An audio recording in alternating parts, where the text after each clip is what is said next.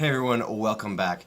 We've obviously got a few things to talk about today. As you can see from the title of the video, it has interpersonal conflict in it. So we have the campaign diary, of course, but also we experienced some interpersonal conflict this session. I see it discussed online ad nauseum, and I figured this would be a great chance for us to discuss it and get into it. I'll put a timestamp down below if you want to jump straight to the discussion on interpersonal conflict and just skip all the campaign diary stuff. That is obviously an option open to you, so you can go ahead and just skip right to that.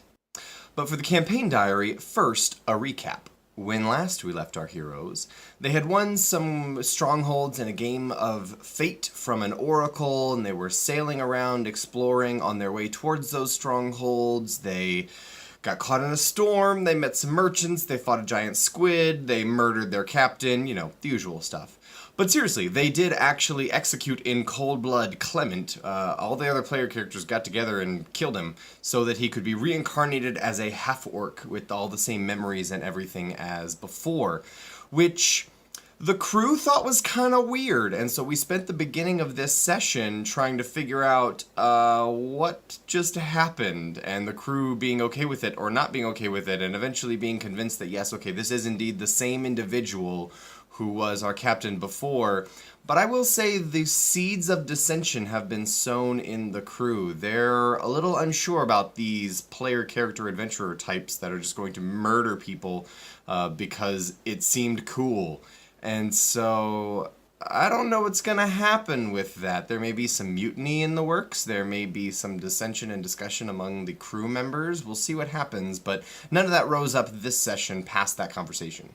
So we begin this session with their ship limping in towards a coastline, and they can see their strongholds up on a cliff, and to the north of that they know is a channel with a ton of shipwrecks in it called Keel Crush Cove, and it's got a bunch of shipwrecks and ruins and rocks and coral reefs and things like that. And to the south of it is a vast array of jungles, and just sort of said, hey, where do you guys want to go? And I didn't know where they were planning on going of those three choices, and so I prepared all of it and gave them the option, and they eventually chose to go south towards the jungles and put in on the coast there, and the crew would repair the hull and the mast that had been damaged, while the adventurers set ashore to see if it was safe to check out the jungles and explore and make sure everything was okay.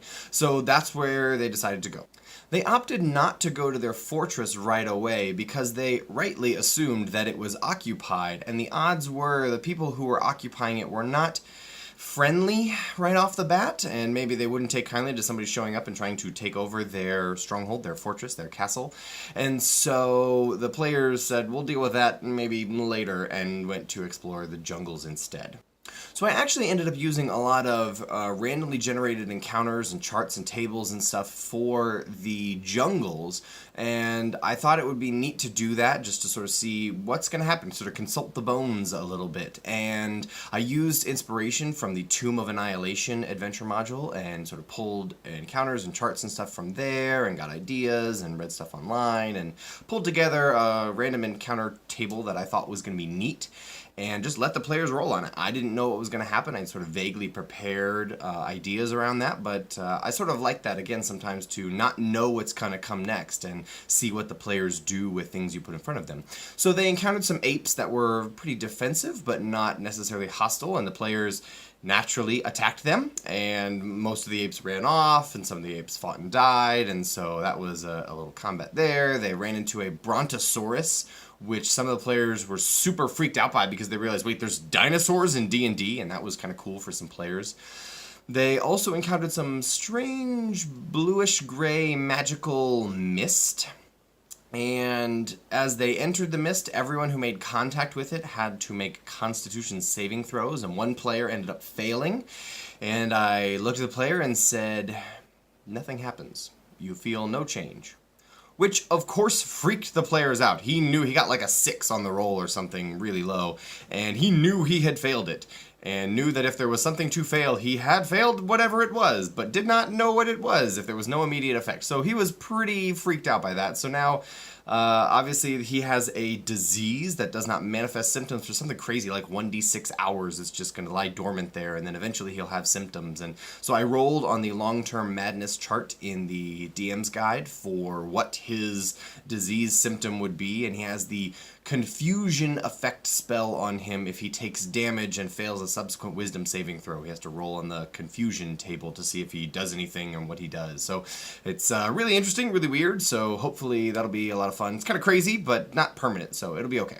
So later on, some giant scorpions then attacked the party and gave some more of them that same disease with their stingers. I rolled randomly on the charts for everyone to see what exactly their symptoms would be, but that first player is the only one who currently, right now, knows that they are diseased. Tico the monk knows he has that confusion effect on him. So I'm going to let you in on a little secret that I have about this situation, and hope that none of my players have found this channel. I don't think they have at this point, but they may later, who knows. But I rolled on the chart for Tico's symptom. I absolutely rolled on the chart, determined randomly what is it going to be, but for the other two, I didn't. See, my group isn't really role-playing at this point, and I don't believe in there being a right way to play the game. I don't believe in enforcing any particular style of play. I see lots of posts online about how do I make my players roleplay, and inevitably most of those posts are about how do I make them do voices and have elaborate backstories, and I think that's nonsense. I think that's ridiculous. There is no right way to play. There's no best way to play.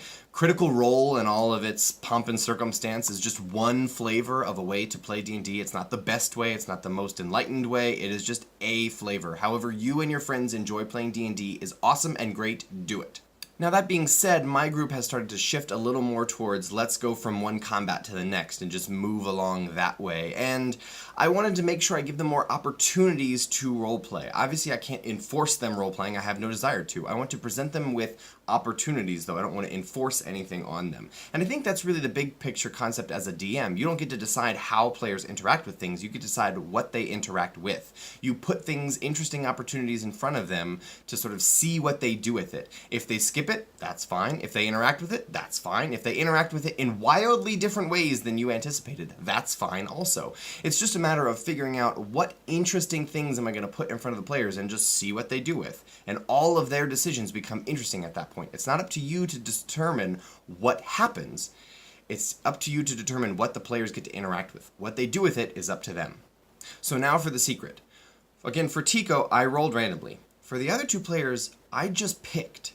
I looked at the chart and I rolled initially and saw that the ones that I had rolled, not really all that interesting, not that great, but I saw some others nearby and was like, ooh, that seems way more interesting. Like, it would really bring out opportunities for them to roleplay. And if they decide to just skip it, that's fine too. But it could open up some really neat opportunities for them. And so I wanted to give them that chance. I wanted to sort of let them have an opportunity to roleplay a little more and flesh out their characters and have more conversations and discuss some things. Obviously, they don't have to, but I wanted to give them the chance to. So you get to see next week if I was successful in that endeavor, if it worked, if it didn't, what disease symptoms I gave them. No spoilers, stay tuned for next week. But yeah, they're wandering the jungles and most of them have diseases, because at this point I think 3 out of 5 players now have a disease, though only Tico knows about his. So there's another random encounter. The players are crossing this little river and they get ambushed by some lizard folk. And now there's a bunch of lizard folk and they ambush them and get a surprise round on them, but they're only CR 1/2, and so it's kind of a tense battle because there's a lot of them, but they're kind of weak. And so immediately they pummel a bunch of damage on all the players, and Orar thundersteps back across the river with Travis in tow, and Clement turns invisible and uses his boots of flying to get back across the river to create some distance between the lizards and themselves. But this leaves Tico on the other side of the river by himself. Now he's the one with the confusion effect, and so all the lizard folk did a bunch of damage to the players, and then Tico rolls low on his confusion check, and he is has lost his turn basically this turn. He doesn't get any actions or reactions or bonus actions or anything like that. I think can't move or take actions. Can't move or take actions. There you go. I knew it was in there somewhere. And so he lost his turn effectively for when the lizard folk got to go by themselves. And so now there's like 6 lizard folk surrounding Tico and all the other players on the other side of the river. and the lizard folk just start pummeling on Tico. And I get an interesting idea at this point. I figure Tico's probably going to go unconscious at some point in this battle. He may not get away. Wouldn't it be neat if the lizard folk attack him non-lethally and knock him unconscious and take him captive? And the players don't think they can win this fight now if it's only 3 versus however many lizard folk, and so they let Tico get captured, and they have to spend a session or 2 rescuing him from the lizard folk tribe, and then, Jared gets to play a different character for a week or 2. I thought that might be like an interesting opportunity for something to happen. So the lizard folk obviously tried to do that. They tried to take him captive. That was their goal all along. However, on his next turn, Tico had to take some damage, and he failed his wisdom saving throw, and then he made his check, and he rolled a 9 on the confusion chart, which meant he got to act normally and take his turn. And so he took the disengage action and hightailed it with his crazy 6 million feet per round monk speed and got across the river totally fine. The lizard folk had sort of had some losses on their end. A couple of them had died, and so they realized their ambush had not succeeded. Rather than stay and try to engage across the river on the heroes, they retreated back into the jungles and escaped. Only a couple of them made it out because the PCs sort of took some shots at them as they were retreating, but there are some lizard folk who made it out, and they have now seen the heroes. They know where they are, they know what's up, so maybe that will come into play later on, who knows. And that's where we ended the session. The players are sort of very low on HP because they got ambushed. They took a short rest there, and they're planning on taking a long rest immediately after. 3 of them have diseases and will manifest those later. They're going to wake up from their long rest and feel off, so we're going to see what happens with that. And that's where we ended the session. And as you can probably tell, we didn't get that much done. There was obviously a lot of combat, a lot of exploration, but for the most part, they didn't do that much. That's because we didn't play that long. That's where the interpersonal conflict comes into play. Right before that lizard folk ambush, they knew something was about to happen, and some of the players started asking, hey, when are we planning on wrapping up? Because I have some other things I have to do this afternoon and stuff that's got to get done, so when are we planning on wrapping up? And we basically just said that you can finish whenever you want, we'll just pick up wherever we leave off next week. And so we decided to end right after the lizard folk battle, and that's what we did. And I'll admit, this is where the conflict came up. I was really upset by this. I sort of expect 4-hour sessions as a normal. I expect that we'll carve out 4 hours, and maybe we'll have to go 5 if it's a big day, or it's only 3.5, it's not a big deal, but 4 is sort of the target that I shoot for, and I have 4 years. That is sort of normal to me. That's my expectation. And this was where we got into issues, because after about 90 minutes of play, I had 2 players asking, when can we be done? And that's really disheartening as a DM. I put a lot of time and effort into prepping stuff, and they were asking, when can we be finished, when I had barely thought that we got started. And that broke my heart a little bit and was kind of upset by that. So we finished out the combat. I had all that going through my head during the middle of the combat. We finished out the combat, and then we ended the session there. And again, we had played for, at the end of that fight, just over 2 hours in real life time, and I have sort of an expectation of 4-hour sessions, and this is where most conflict, in all of life, but also in D&D, comes into play between people, is when there is miscommunication or missed expectations, and that was very much the case here. So everyone left, and I took some time to clean up, calm down, cool off just a little bit, take some time so that I wasn't doing anything angry or upset. And then I got on our Facebook chat and sent a message to everyone and brought it up. I wanted to lay out why exactly I was upset and what had upset me. And so I said, hey guys, I know there was some real life stuff that happened today, and there was some scheduling issues, and there were some last minute things, car trouble and all kinds of stuff that made it so we started much later than we had thought and things like that. But I brought it up and said, hey, I want to make sure that this isn't a precedent. Like, is this normal? It's sort of upsetting to me when you guys don't want to play very long. Is that the case? I have it as an expectation that we'll play for like 4 hours, and that's a normal thing, but we haven't really been doing that much at all the last few weeks. We've been playing maybe 3.5 hours normally, and this week sort of brought it all to a head. Is this normal? Is it reasonable to expect 4-hour sessions, or do you guys want to do something different? Obviously, real life comes first, but is it unreasonable to shoot for 4 hours? Do you guys want to do something different? Just asking the players what they thought about the situation, sort of giving them a cop-out. And the response was awesome. A lot of players apologized and said, yeah, absolutely, we want to play for more. It's so much fun. We really enjoy playing. Don't sweat this. It was kind of just a bummer of a day. Sorry about that. It was awesome. It completely solved the problem. I was upset because I had expectations that weren't being met, and so I cooled off. I got a clear head. I made sure I wasn't addressing them when I was angry or upset, and just laid out my perspective and then tried to listen to theirs. I made sure to phrase it in such a way that it sort of let them off the hook. If they thought 4 hours was unreasonable and wanted to shoot for shorter sessions, I let that be an option, a possibility for them. And that was sort of all it was. It's usually just that easy. I realized that there was a problem. I laid out my expectations and why I was upset. I brought it to the whole group. I did so when I wasn't frustrated or angry. I had a clear head and said, hey, what do you guys think about this? And we tried to figure out how we can solve the problem. And if it wasn't an issue for anyone else, then I knew I needed to fix my own head.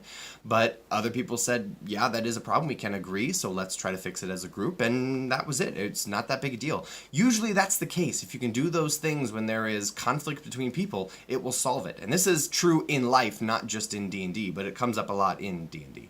Bring up your issues in a plain and straightforward way. Share what made you upset and why your expectations were broken or the miscommunication that you experienced, and then listen to their side of things and together work on a problem and try to fix it. So hopefully that gives you some really practical tools for dealing with interpersonal conflict if it comes up, and hopefully there were some fun and interesting story things in there for the campaign diary if you stuck around for that. Next week they are intent on pressing north through the jungle to Keel Crush Cove, and who knows what they'll find there and if and when and how those lizard folk may show up again.